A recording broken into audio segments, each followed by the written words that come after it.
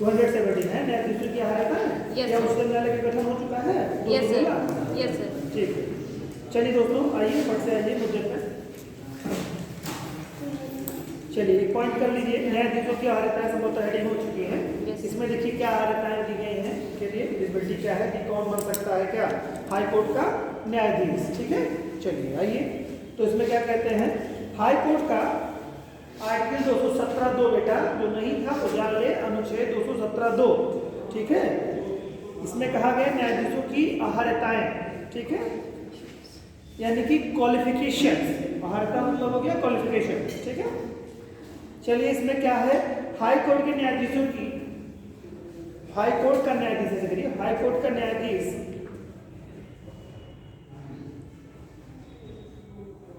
होने के लिए निम्न योग्यताएं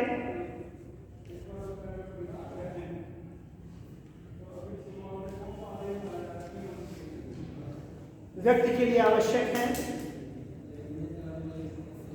या वही व्यक्ति हो सकता है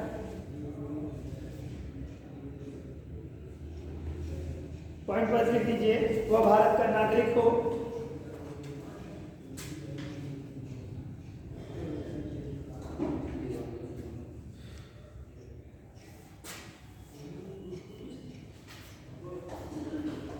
दूसरा है भारत राज्य क्षेत्र में कम से कम, भारत राज्य क्षेत्र में कम से कम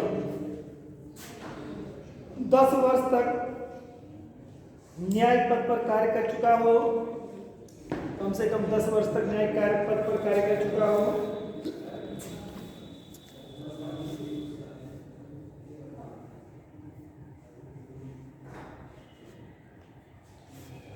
नेक्स्ट पॉइंट है, एक या अधिक राज्यों के, एक या अधिक राज्यों के उच्च न्यायालयों में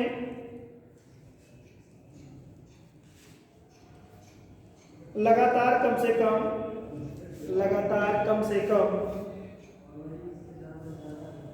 10 वर्ष तक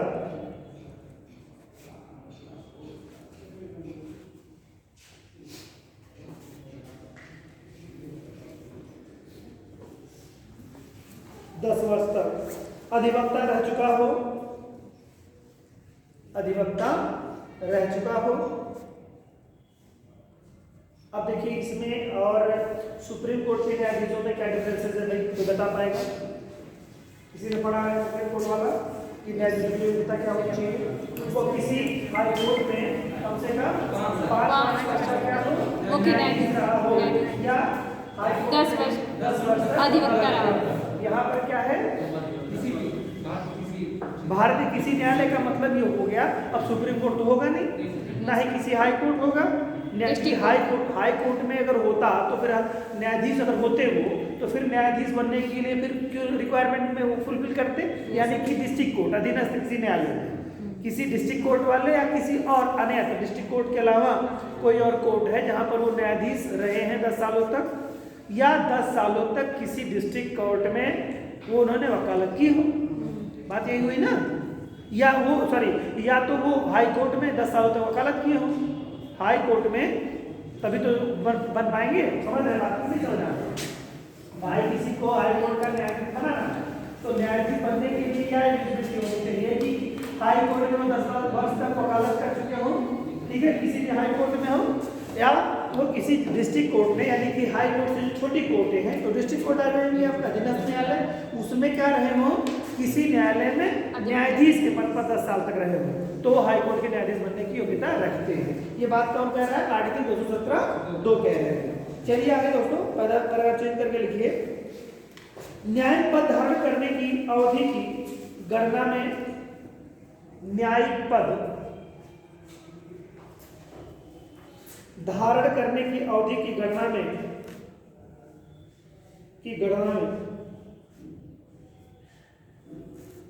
वह अवधि भी शामिल हो जाएगी, न्यायिक पद धारण करने की अवधि की गणना में वह अवधि भी शामिल हो जाएगी जिसके दौरान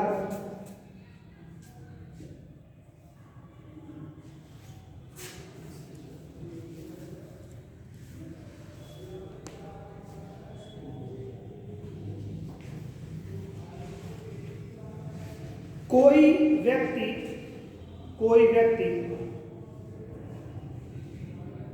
पद धारण करने के बाद किसी हाई कोर्ट का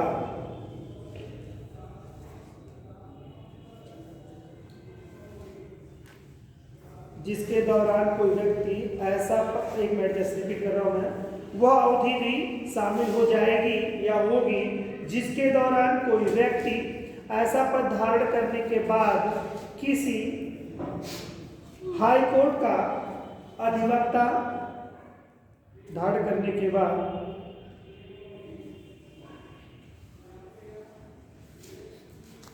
अधिवक्ता या किसी अधिकरण यानी कि ट्रिब्यूनल या किसी अधिकरण का सदस्य रहा है,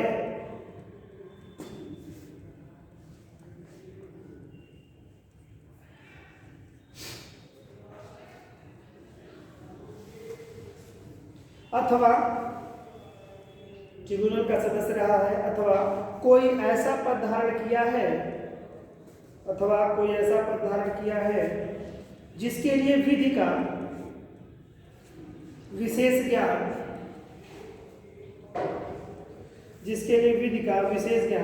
अपेक्षित है,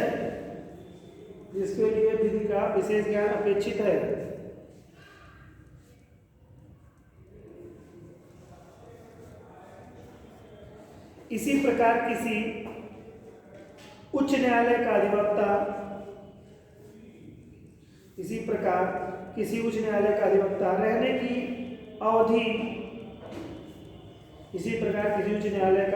रहने की अवधि की गणना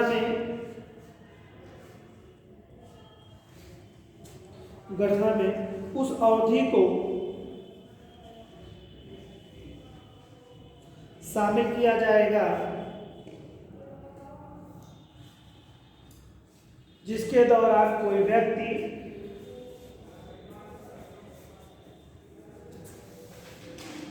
ऐसे अधिवक्ता रहने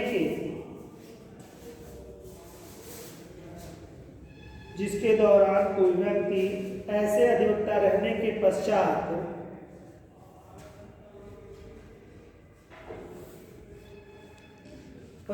न्यायिक पद धारण किया है,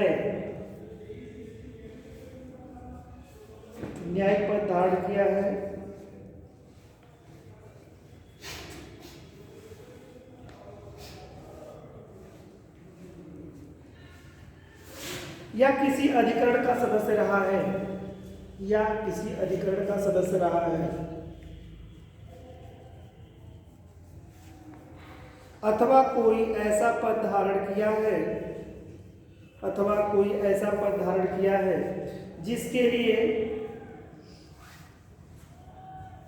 विधि का विशेषज्ञ होना अपेक्षित है।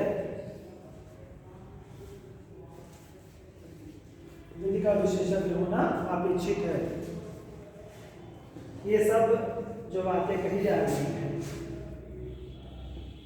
उसका मतलब ये है कि जैसे कहा है 10 वर्ष का अधिवक्ता रहा हो या किसी न्यायालय में जस्टिस के रूप में रहा हो, है ना। तो अब देखो 10 वर्ष का जो पीरियड होगा, तो जैसे अधिवक्ता के रूप में मान लो हम ले लेते हैं अधिवक्ता को 2 वर्ष तक, 2 वर्ष मान लो वो जस्टिस हो गया। जैसे बहुत सारे न्यायिक पद आते हैं आपको, जैसे एपीओ वगैरह का पद चुना होगा, एसपीओ वगैरह का पद होता है, और उसके अलावा ट्रिब्यूनल गठित होती है कोई, उसका जज बना दिया गया, है ना। ट्रिब्यूनल बना लिया गया तो उसमें न्यायाधीश के रूप में आप कार्य कर लिए। अधिवक्ता भी हैं, मान लो आपने 2 साल ट्रिब्यूनल के रूप में कार्य किया है, कुछ और ट्रिब्यूनल में 2 साल रहे, 2 साल और कोई न्यायिक पद पे आप रहे, फिर उसके बाद आपने क्या कर दिया 4 साल 6 वर्ष तक आपने अधिवक्ता के रूप में कार्य कर लिया, तो फिर वो दोनों मेंशन किया जाए। कहने का मतलब ये बातें हैं कि आप न्यायिक कार्य में लगे हुए हो, तो यही बात दोनों में यही चीजें कही गई हैं कि वो उनका वकालत भी केवल, कोई जरूरी नहीं कि केवल वकालत 10 साल का अनुभव हो। वकालत मान लो 4 साल किया, 4 साल के बाद वो किसी के मेंबर हो गए, किसी ट्रिब्यूनल के मेंबर हो गए, 5-6 साल 8 साल तक वो ट्रिब्यूनल के मेंबर रह गए, तो उसमें उनका वो एलिजिबिलिटी वो पूरी हो गई उनकी, है ना। ये मेंशन यहाँ कह रहा है। चलिए इतनी बात की यहाँ पर। अब बात कर लेते हैं न्यायाधीशों की नियुक्ति के लिए जो आर्टिकल 217 एक कहता है, वो चलिए न्यायाधीशों की नियुक्ति। योग्यता हम लोगों ने देख ली, नियुक्ति देख लेते हैं थोड़ी सी, और फिर उसके बाद कार्यवाहक न्यायाधीश। चलिए आइए करते हैं। आर्टिकल 217 में ये बात कही गई है। चलिए आर्टिकल 217 अभी आप लोगों ने आर्टिकल 217 देखा, अब 217 लिखिए। राष्ट्रपति हाई कोर्ट के मुख्य न्यायाधीशों, राष्ट्रपति हाई कोर्ट के मुख्य न्यायाधीशों की नियुक्ति, मुख्य न्यायाधीशों की नियुक्ति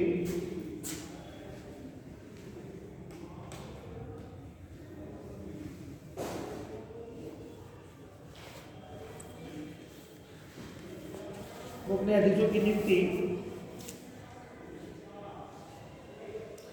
सुप्रीम कोर्ट के मुख्य न्यायाधीश या चीफ जस्टिस, मुख्य न्यायाधीश लिखिए, सुप्रीम कोर्ट के मुख्य न्यायाधीश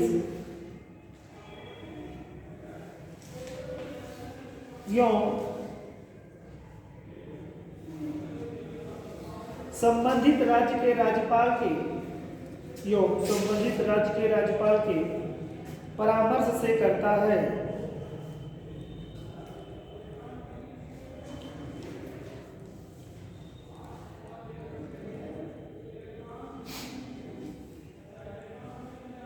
अब बताइए क्या कह रहा है, जो आपके हाई कोर्ट के सीजेआई होंगे, ठीक है, मुख्य न्यायाधीश होंगे, मुख्य न्यायाधीश कहाँ के होंगे दोस्तों? सुप्रीम कोर्ट से। नहीं, हाई कोर्ट के मुख्य न्यायाधीश जो बन रहे हैं, इनकी नियुक्ति कौन करेगा? राष्ट्रपति करेंगे। ये कंसल्ट किससे करेंगे? जिस राज्य का वाला राज्यपाल से करेंगे और सीजीआई से करेंगे। इनसे कंसल्ट करने के बाद में किसी को भी जो भी उनकी सलाह आएगी वो हाई कोर्ट के मुख्य न्यायाधीश नियुक्त कर लिए जाएंगे, ठीक है। चलिए, तथा अन्य न्यायाधीशों की नियुक्ति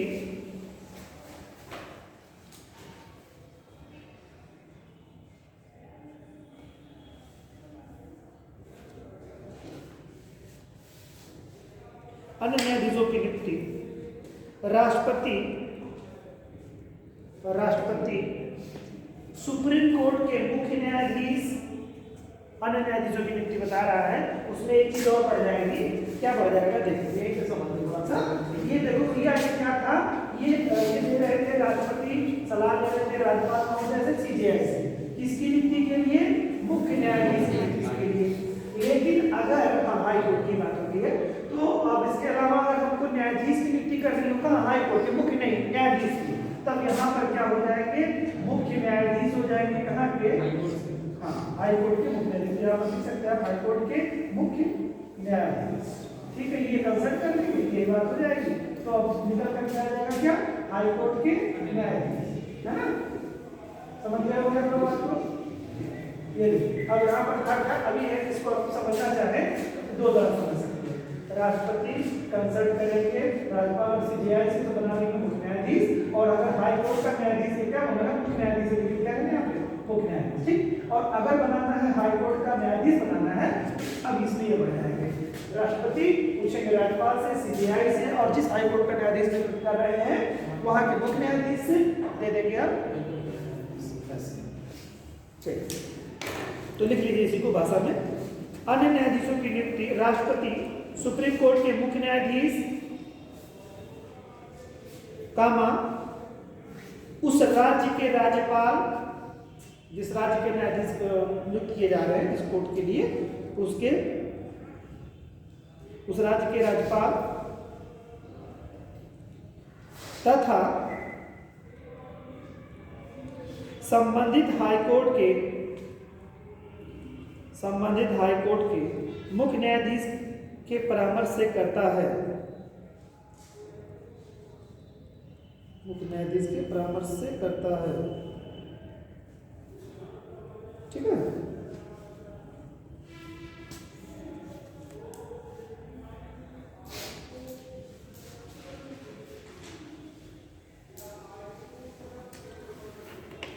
अब एक हेडिंग कर लीजिए कार्यवाहक मुख्य न्यायाधीश, ठीक है।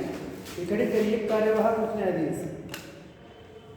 अनुच्छेद 223 हेडिंग करिए इसके नीचे और आर्टिकल 223 कार्यवाहक मुख्य न्यायाधीश कहाँ के, हाई कोर्ट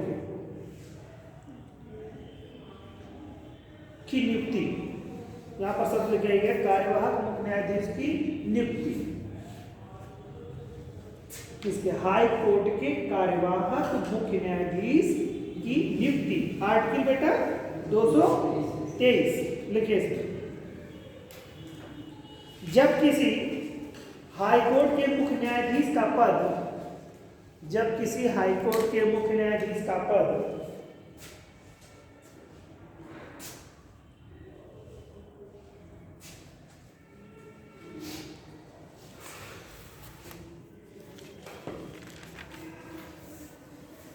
जब किसी हाई कोर्ट के मुख्य न्यायाधीश का पद रिक्त हो या जब मुख्य न्यायाधीश की अनुपस्थिति या जब मुख्य न्यायाधीश की अनुपस्थिति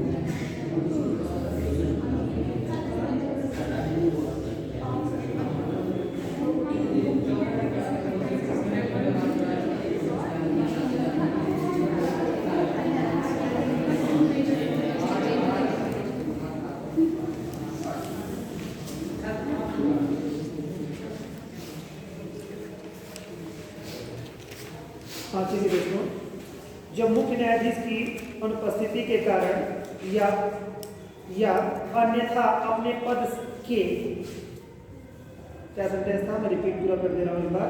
जब किसी हाई कोर्ट के मुख्य न्यायाधीश का पद रिक्त हो या जब मुख्य न्यायाधीश की अनुपस्थिति के कारण या अन्यथा अपने पद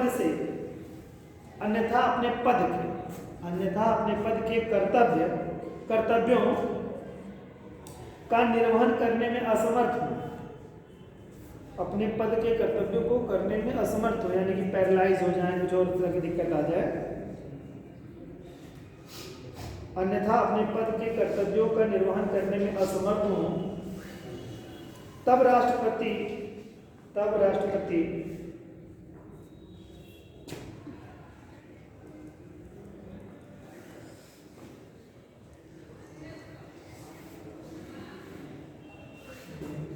न्यायालय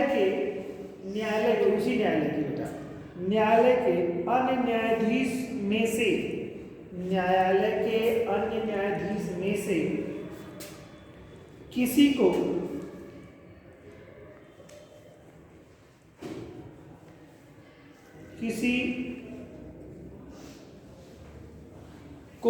मुख्य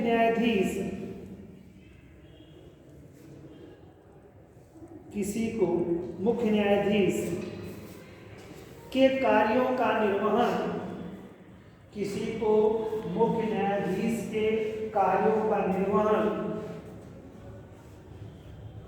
करने के लिए कार्यवाहक मुख्य न्यायाधीश नियुक्त कर सकता है।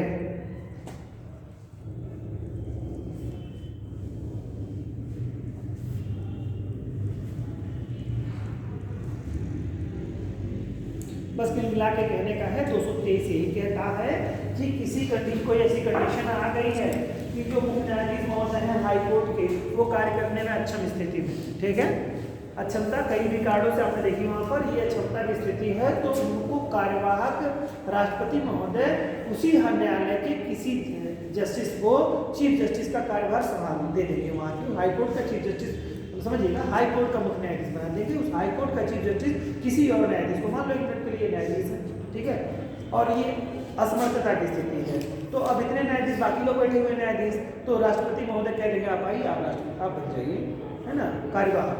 उसके बाद जब अपना एक वरीयता जो भी सिस्टम है, कोलिशन सिस्टम है, उसके माध्यम से जैसे भी और माध्यम से जो बुद्धि है उस माध्यम से फिर परमानेंट हो जाएंगे। तो यही कहने का 223 यही कहता है कार्यवाहक राष्ट्रपति, कार्यवाहक मुख्य न्यायाधीश, ठीक। और अगला कर लीजिए अनुच्छेद 224 अपर कार्यकारी न्यायाधीश की नियुक्ति के बारे में जो बता रहा है, लिखिए अनुच्छेद 224।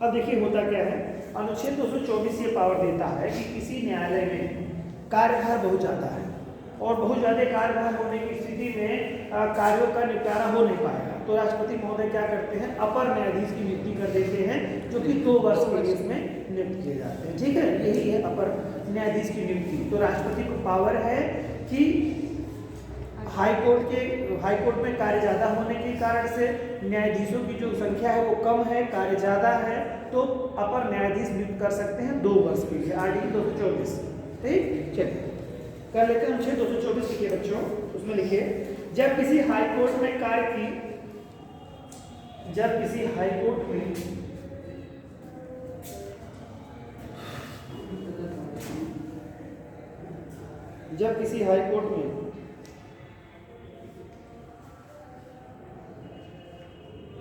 यही है।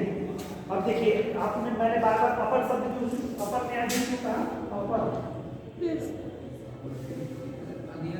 हाँ, अब ये जो है यहाँ पर है यही तदर्थ न्यायाधीश, चलिए अब बाकी चीजें शेष होंगी हम लोगों की। अपर न्यायाधीश मतलब ये है, ठीक है। आइए और देखिए इसमें तदर्थ का मतलब जो है, जैसे तदर्थ केवल सुप्रीम कोर्ट में होती है, ठीक है। तो ये चीजें यहाँ पर दी जा रही हैं आपका। अतिरिक्त न्यायाधीशों के लिए नियुक्ति का जो आपका है वो केवल तदर्थ न्यायाधीश सिर्फ उच्चतम न्यायालय में नियुक्त किए जा सकते हैं। इस नाते इनका नाम जो दिया गया है अपर न्यायाधीश, यानी कि कह सकते हैं तदर्थ न्यायाधीश सुप्रीम कोर्ट में होते हैं और अपर न्यायाधीश हाई कोर्ट। जैसे महाधिवक्ता है, महान्यायवादी और महाधिवक्ता है। तो महान्यायवादी हो गए सुप्रीम कोर्ट में, मतलब केंद्र में, और महाधिवक्ता हो गया उसमें हाई कोर्ट में, मतलब राज्य सरकार में। उसी तरह से सुप्रीम कोर्ट में तदर्थ न्यायाधीश और यहाँ पर वही तदर्थ न्यायाधीश ही अपर न्यायाधीश। चलिए आइए, जब किसी हाईकोर्ट में कार्य की अस्थायी वृद्धि अथवा बकाया के कारण राष्ट्रपति को यह प्रतीत हो, बकाया के कारण राष्ट्रपति को यह प्रतीत हो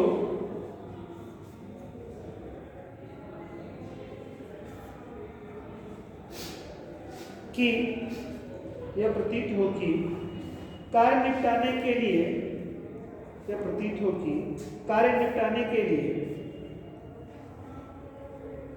और अधिक न्यायाधीशों की आवश्यकता है, तब राष्ट्रपति न्यायाधीश के रूप में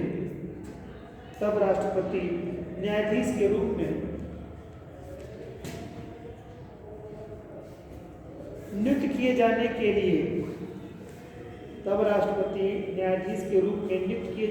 लिए योग्य किसी व्यक्ति को 2 वर्ष तक की अवधि के लिए 2 वर्ष तक की अवधि के लिए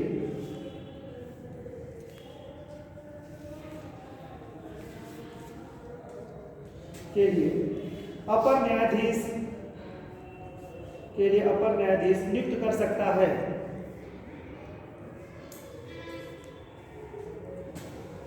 अपर न्यायाधीश नियुक्त कर सकता है।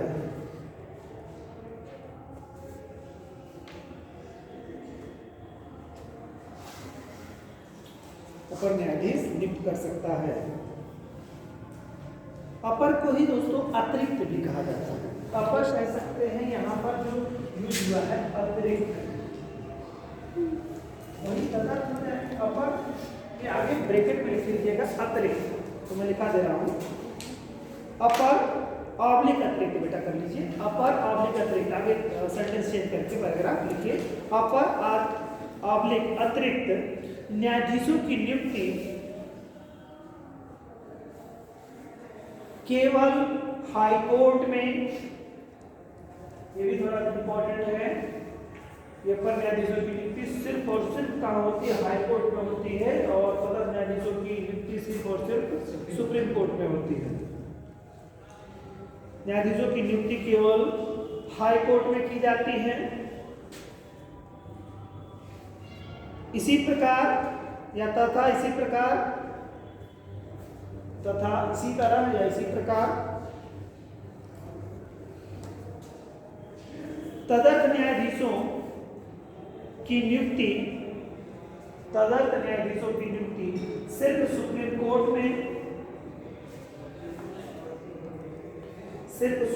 में की जाती है।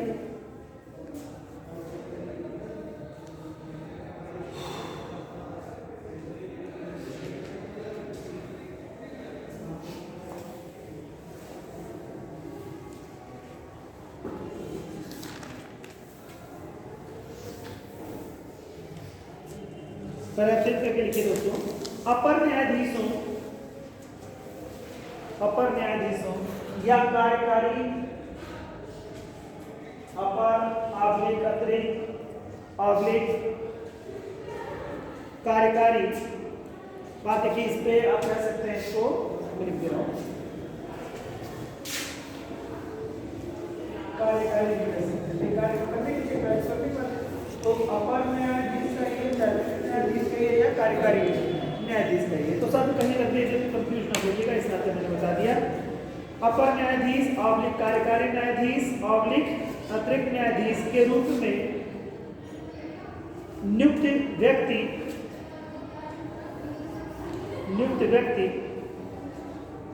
62 वर्ष की आयु तक अपना पद धारण करता है। 62 वर्ष तक की आयु तक अपना पद धारण करता है।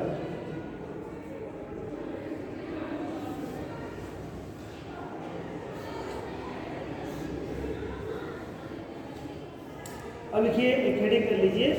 ये तो था तदर्थ न्यायाधीश के रूप में जो कार्य करता है, तो अपर न्यायाधीश के बारे में था। ये अपनी जब भी नियुक्त किए जाएंगे तो अब देखिए, ऐसा नहीं है कि 1 साल के लिए लिया गया और उनका कार्य खत्म हो गया, वो हटा दिए गए। ये डिपेंड करता है कि जब तक नियुक्ति नहीं होती तब तक रहेंगे। वैसे एक बार जब नियुक्त हो जाएगा व्यक्ति तो वो 62 साल तक की सेवा देगा, 62 ईयर्स देगा है। और सुप्रीम कोर्ट में कितना है? 65। वही जो है केंद्र सरकार की नौकरी और राज्य सरकार की नौकरी में जो होता है उसी तरह से। तो यहाँ 62 साल। तो बाकी अब ये क्यों ये 62 कह रहे हैं, तो इसका मतलब ये हुआ कि बाकी सभी न्यायाधीशों की भी जो कार्य पीरियड होगा वो भी 62 साल होगा। यानी सभी न्यायाधीशों की जो कार्य होंगे वो 62 साल के ही होंगे। वही बात है। चलिए बेटा, आइए न्यायाधीशों का कार्यकाल, ये हाई कोर्ट के न्यायाधीशों का कार्यकाल ऐसे लीजिए। हाई कोर्ट के न्यायाधीशों का कार्यकाल कितने समय का होता है?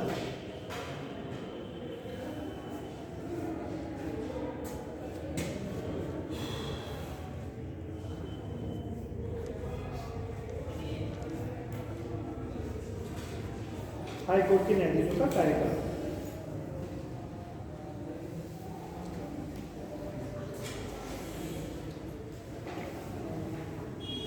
देखिए, हाई कोर्ट के न्यायाधीश 62 वर्ष तक की आयु तक 62 वर्ष तक की आयु तक अपना पद धारण करता है।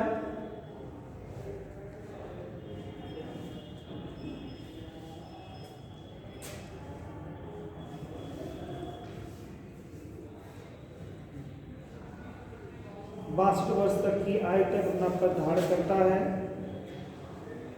परंतु वह किसी भी समय राष्ट्रपति को परंतु वह राष्ट्रपति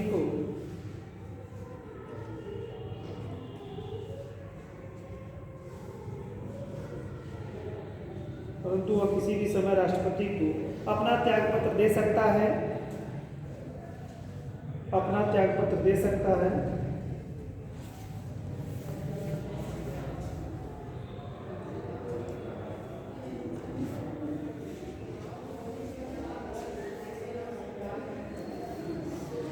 एक वाद भी इससे जुड़ा हुआ है, वो भी नोट कर लीजिए। पैराग्राफ चेंज करके लिखिए। भारत संघ बनाम गोपाल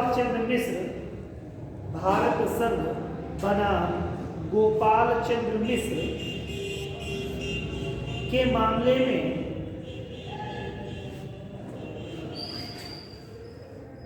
हाईकोर्ट ने यह अभिनिर्धारित किया कि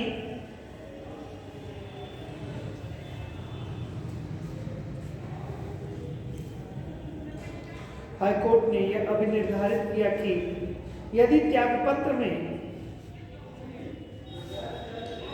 उस तिथि का उल्लेख किया गया है,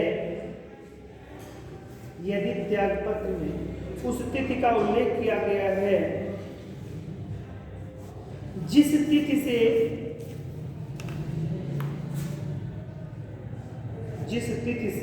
त्यागपत्र लागू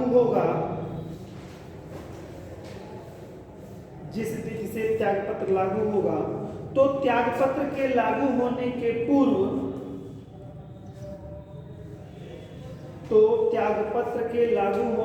पूर्व न्यायाधीश कभी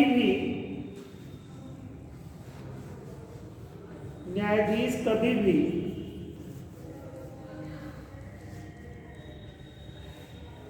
अपना त्यागपत्र वापस ले सकता है।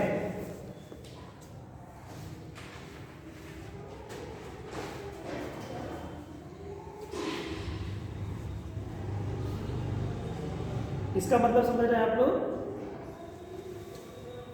एक बात देखिए, मैं समझा दे रहा हूँ। वो कहने का मतलब है कि बता पाया कोई?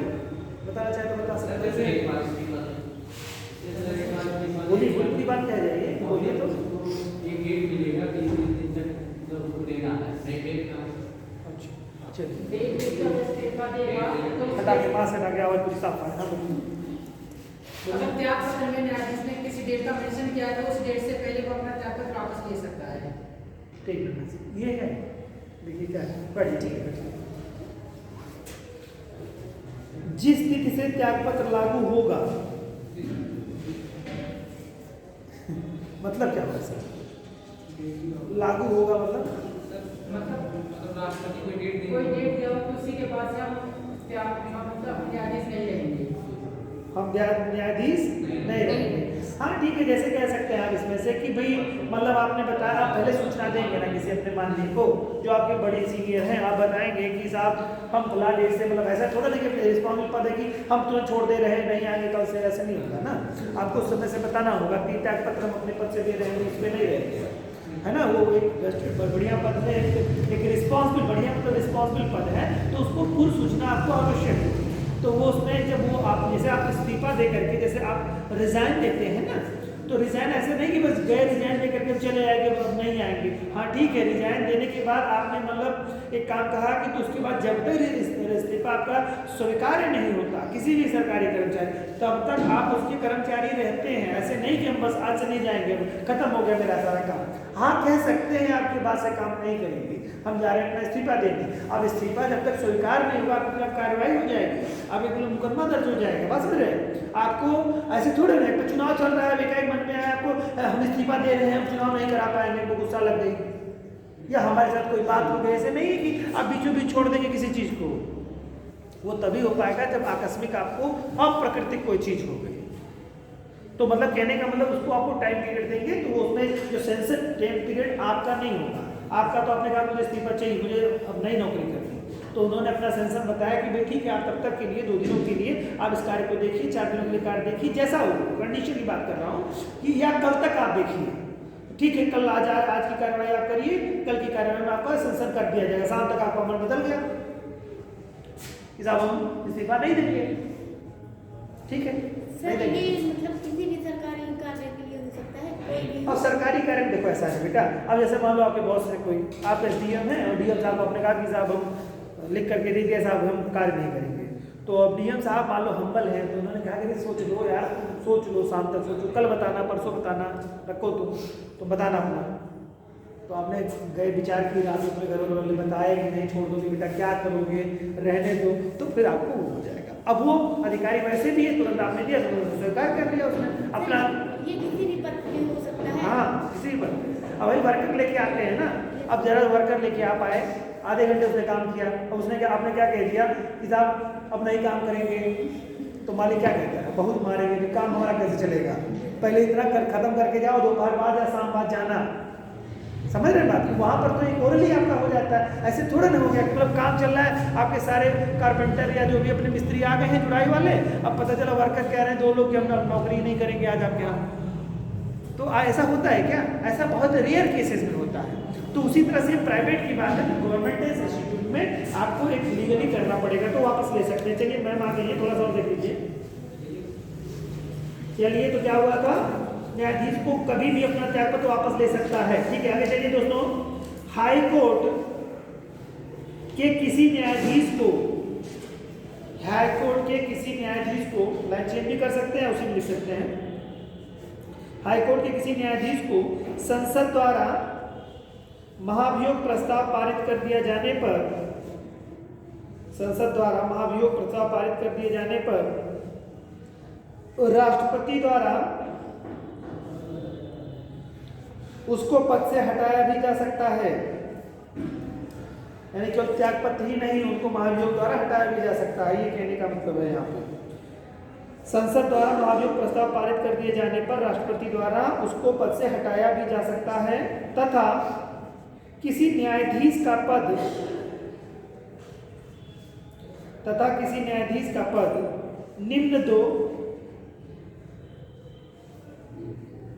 दशाओं में, निम्न 2 दशाओं में हाई कोर्ट में रिक्त हो जाता है,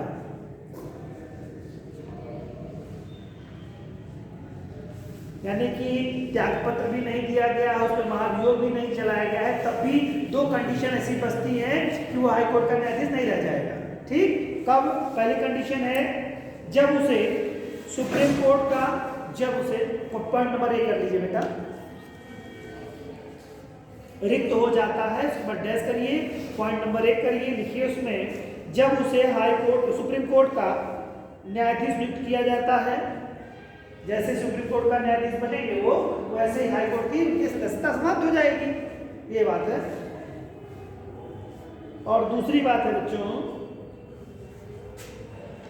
किसी अन्य उच्च न्यायालय में, किसी अन्य उच्च न्यायालय में, यानी किसी दूसरे हाई कोर्ट में, किसी अन्य उच्च न्यायालय में उनका स्थानांतरण यानी ट्रांसफर कर दिया जाता है, स्थानांतरण यानी कि ट्रांसफर कर दिया जाता है। तो इस प्रकार से 4 ऐसे कंडीशन हो गई कि जिसमें कि हाई कोर्ट के न्यायाधीश का पद खाली हो जाएगा। कब हो जाएगा भाई? एक तो उन पे क्या हो गया, त्यागपत्र दे दिया, दूसरा है महाभियोग चला के संसद में हटा दिया, तीसरा सुप्रीम कोर्ट के न्यायाधीश हो गए, चौथा क्या हो गया, अन्य हाई कोर्ट में ट्रांसफर हो गया। तो 4 कंडीशन ये बनेगी आपकी। बाकी न्यायाधीशों को हटाए जाने की प्रक्रिया के बारे में